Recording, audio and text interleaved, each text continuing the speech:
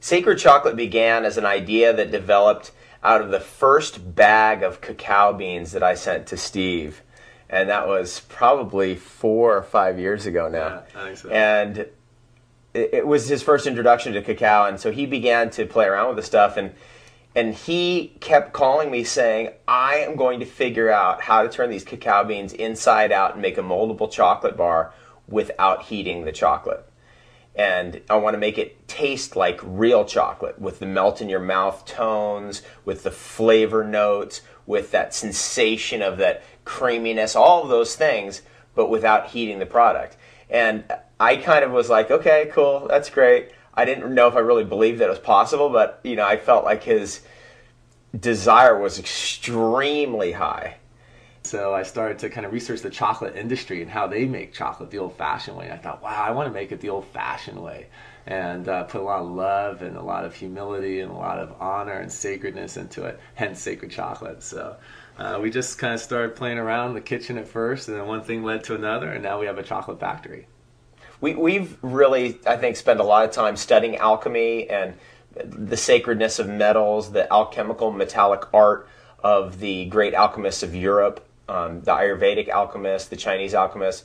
We've spent a tremendous amount of time studying the field of ormus, which is obviously a more conventional modern-day understanding or present-day understanding of what we had in the past termed alchemy.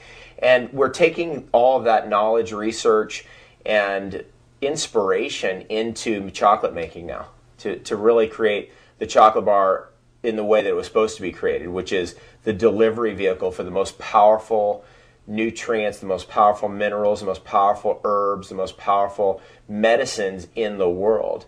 And chocolate is pretty much the best way to eat anything because it's so damn enjoyable.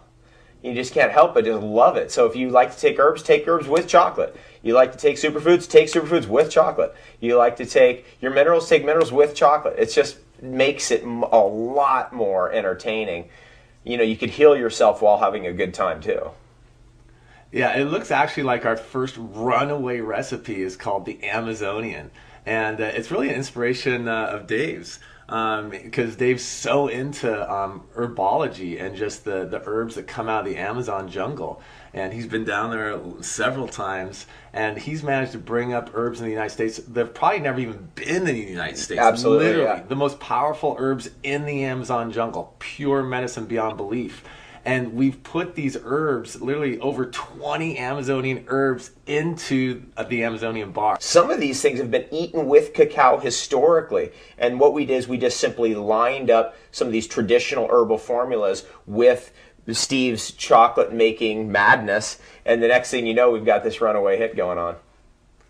Hence, you can see my outfit, Stevie Wonka. I've fully dove into the alchemy and mystery of chocolate making.